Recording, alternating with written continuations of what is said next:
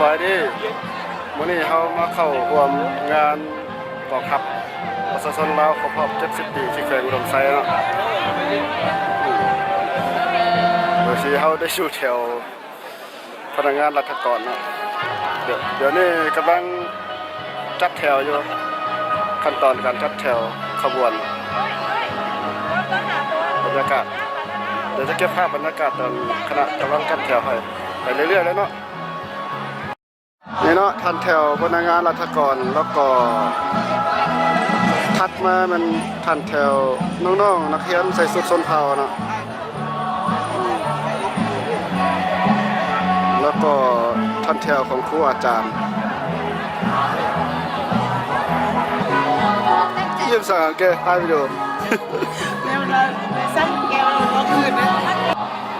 ขี่ม้าขนาดนั้น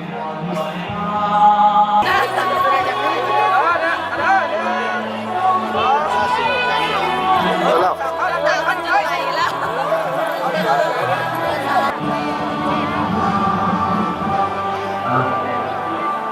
อาสนะมาไทยมีเรื่องเนาะมาไปเมื่อกี้นี่ไม่มีท่านแต่คนถามปัญหาเนาะวันนี้เจ้าแผง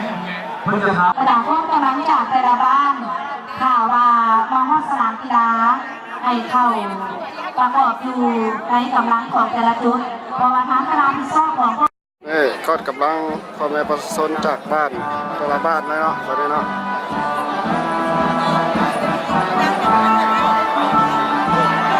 แล้วนี่ไอ้น้องไฟฟ้า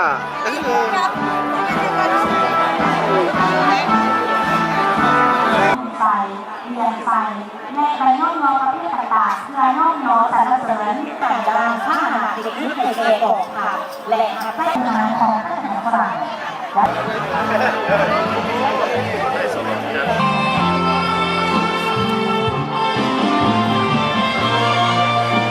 องอาวุธของแฝงบางครั้งก็ได้ทำการฝึกฝนตะกอนเพื่อให้เป็นระเบียบและเป็นตามการจัดวางของคณะรับผิดชอบเพื่อนได้รับอย่างไปแล้ว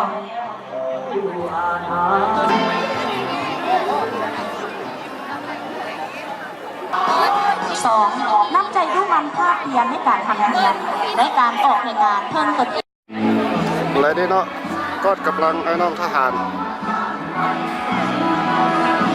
ที่มาเกี่ยมล้อท่าเดินขบวน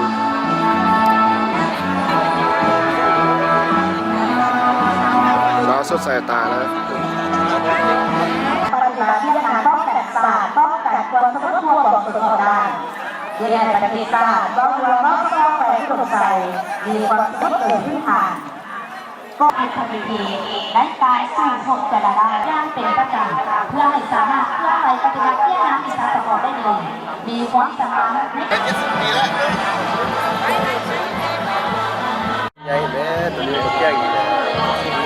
เ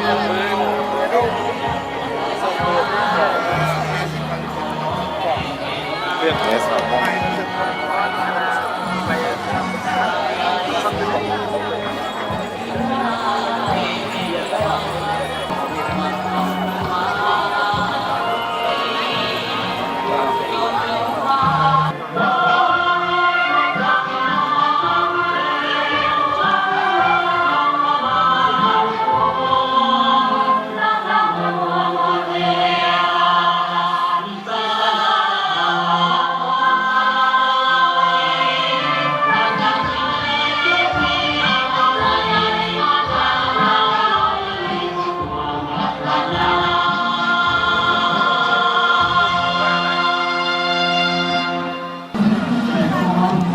เนาะเก็บเดินขบวนเปิ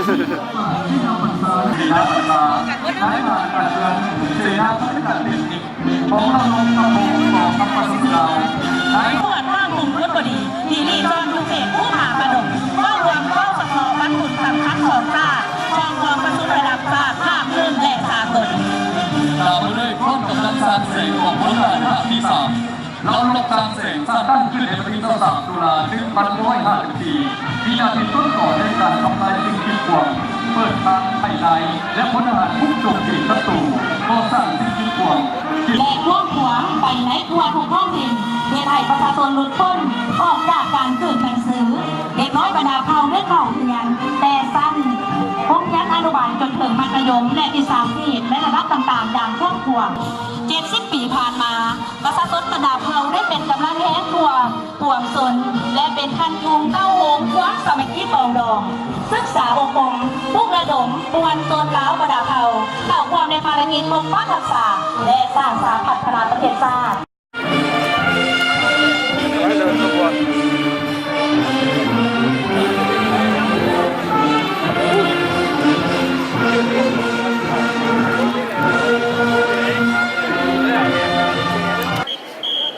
เดี๋ยวนี้เนาะเขากำลัง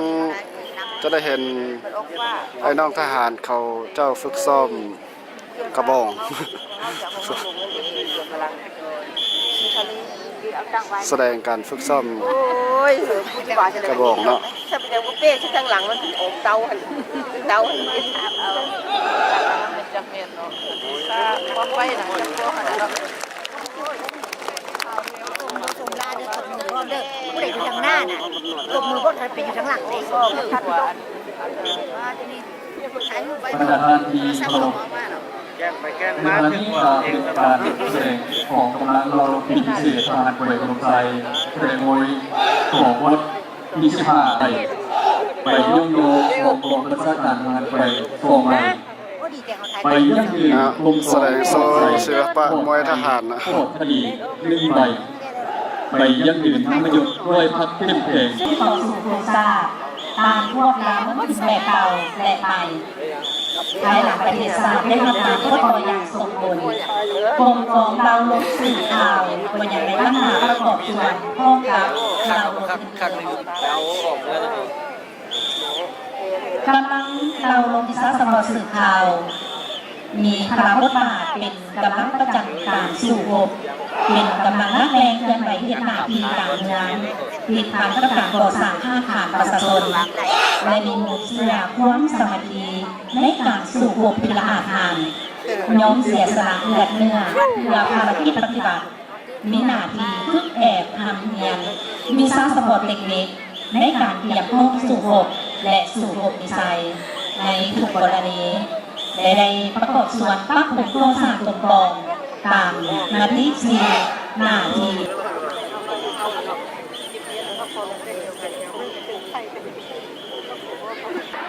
ต่อไปบรรดาทานมาพบกับรายการแสดง รายการที่1เพลงผู้ดมใสเด่นงาม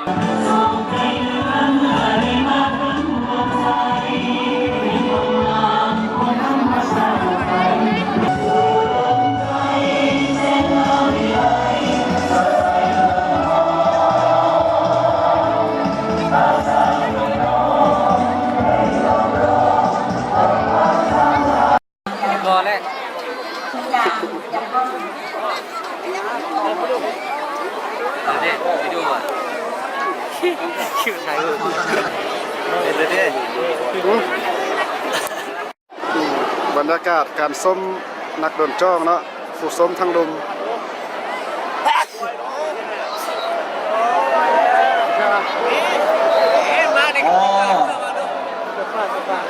มาแต่ตัดน้ำกัดคุณด้วยนี่นะ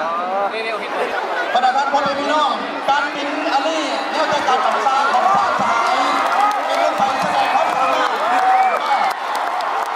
อันนี้เป็นดีนะการบินของนักดนตรีของทางประชาชนเรา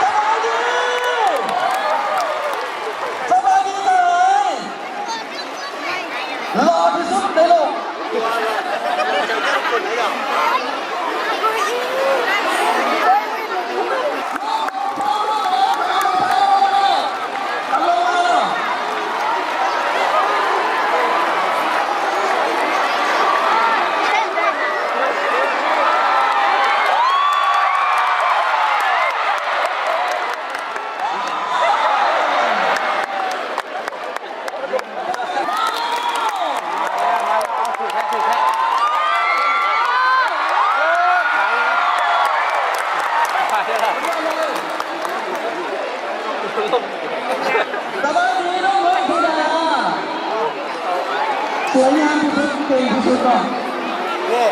เบอร์นี่มันเบอร์นี่วันนี้ตั้งเป็นพรมันเสร็จกุ้งลิใสตามพี่น้องมาบอกมาแล้ว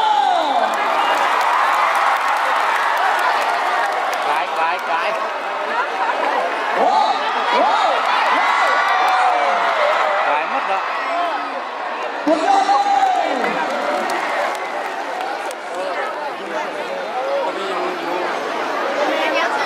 ยหลุดจองมาแล้ว211เที่ยวอาจจะเป็น12ในครั้งนี้โอ้โหทีมนางฟ้าลงมาแล้วพ่อแม่พี่น้อง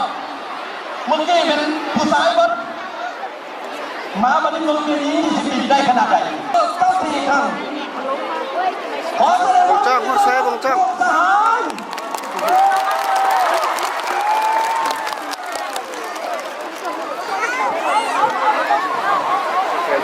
ขอแสดงความยินดีต้อนรับท่านมีบุญประสงค์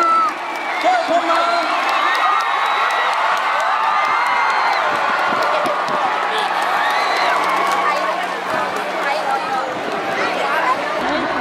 ขอแสดงความยินดีต้อนรับนักแสดงท่าทุกท่านและสวยยอดขอแสดงความยินดีนักกีฬาโอ้โหสุดยอดเลยน้องใหม่อะนะต่อมาเนี่ยนักแสดงผู้ดีเพชรสวยทั้งสองมาเลย